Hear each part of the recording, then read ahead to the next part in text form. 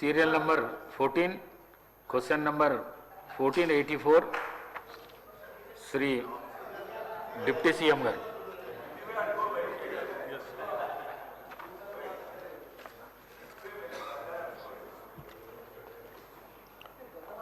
అధ్యక్ష,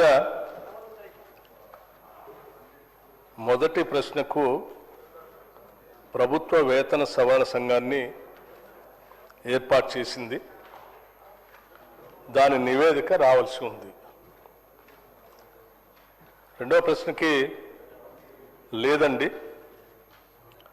30/9/2025 తేదీ గల ప్రధాన పరిపాలన స్పెషల్ ఏ శాఖ జిఓఆర్టీ నెంబర్ 1364 ద్వారా కమిషన్ పదవీ కాలాన్ని 31/3/2026 వరకు పొడిగించడమైంది. వేతన సవరణ సంఘం నివేదికను సమర్పించిన తర్వాత కొత్త వేతన స్కేళ్లు అమలు కోసం ప్రభుత్వం ఒక నిర్ణయం తీసుకుంటుంది.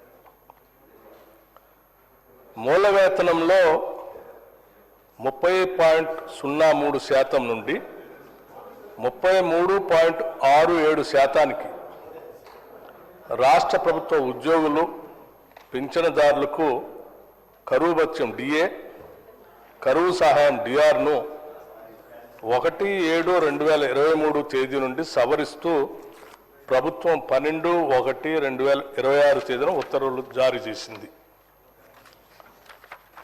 అధ్యక్ష, ఈ ప్రశ్నకి కరువు భత్యం సవరణ ఫలితంగా బకాయిలను నిర్దిష్ట పద్ధతిని అనుసరించి వాయిదాలలో చెల్లించటం, క్రెడిట్ చేయటం జరుగుతుంది.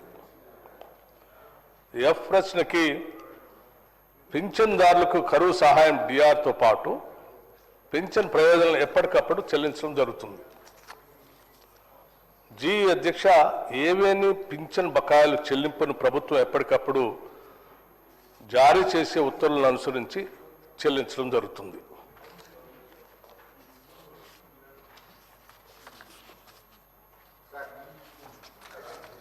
శ్రీ టి హరీష్ రావు గారు. ఉప ముఖ్యమంత్రి గారు సమాధానాన్ని దాటవేసే ప్రయత్నం చేశారు. అధ్యక్ష, మేము సూటిగా అడిగింది ఎన్ని డిఏలు పెండింగ్లో ఉన్నాయి అని అడిగాము. ఈ దేశంలో ఏ రాష్ట్రంలో లేని విధంగా ప్రభుత్వ ఉద్యోగులకు ఈ ప్రభుత్వం 5 డిఏలు పెండింగ్లో పెట్టింది. ఆ 5 డిఏలు ఎప్పట్లోగా చెల్లిస్తారో మంత్రి గారు సూటిగా సమాధానం చెప్పాలి. ఒకటి అధ్యక్ష. రెండవది అధ్యక్ష, పిఆర్సీ అధ్యక్ష 31/3/2026 వరకు పిఆర్సీ కమిటీకి ఎక్స్టెన్షన్ ఇచ్చామన్నారు. 31 అంటే ఇంకొక 7 రోజులు 8 రోజులు ఉంది అధ్యక్ష. మళ్ళీ ఎక్స్టెన్షన్ ఇస్తారా? కనీసం ఇప్పుడైనా రిపోర్ట్ తీసుకొని మీరు ఎలక్షన్ మేనిఫెస్టోలో చెప్పినట్టు కాంగ్రెస్ అధికారంలోకి వచ్చిన 3 నెలల్లోగా కొత్త పిఆర్సీ ఇస్తామని చెప్పారు. దాదాపు 3 ఏళ్లుగా వస్తా ఉంది అధ్యక్ష. మళ్ళీ ఎక్స్టెన్షన్ ఇస్తారా? దయచేసి ఇప్పుడైనా ఆ కొత్త పిఆర్సీని మళ్ళీ ఎక్స్టెన్షన్ ఇవ్వకుండా ఉద్యోగస్తులకు అందించాలి. అది ఎప్పట్లోకి ఇస్తారో మంత్రి గారు స్పష్టంగా చెప్పాలని అడుగుతున్నాం. నంబర్ 2 అధ్యక్ష. నంబర్ 3 అధ్యక్ష, రిటైర్డ్ ఉద్యోగుల వెతలు అంతా ఇంత కాదు అధ్యక్ష. 30-35 ఏళ్లు ప్రభుత్వం కోసం పనిచేసిన రిటైర్డ్ ఉద్యోగులు జీవిత చివరాంకంలో వైద్యం అందక, పిల్లల పెళ్లిళ్లు చేయలేక చాలా ఇబ్బంది పడతా ఉన్నారు అధ్యక్ష.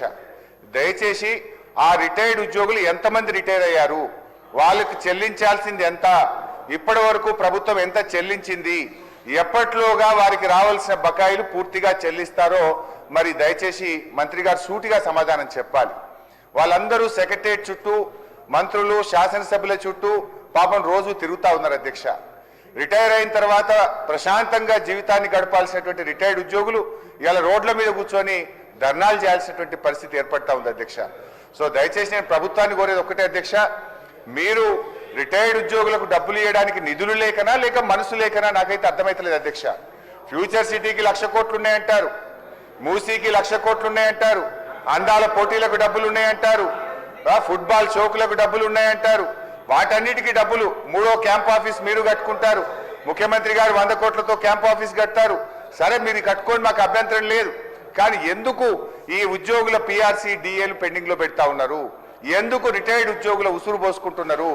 ఎప్పట్లోగా రిటైర్డ్ ఉద్యోగుల బకాయిలు పూర్తిగా చెల్లిస్తారు? ఇప్పటి వరకు ఎంత చెల్లించారు, ఎప్పట్లోగా పూర్తి చేస్తారో మంత్రి గారు సూటిగా సమాధానం చెప్పాలి. అదేవిధంగా ఈ 5 డిఏలు ఎప్పటిలోగా ఇస్తారు? పిఆర్సీ మళ్ళీ ఎక్స్టెన్షన్ ఇస్తారా? దయచేసి ఇప్పుడైనా రిపోర్ట్ తీసుకొని ఉద్యోగస్తులకు పిఆర్సీ ఇస్తారా?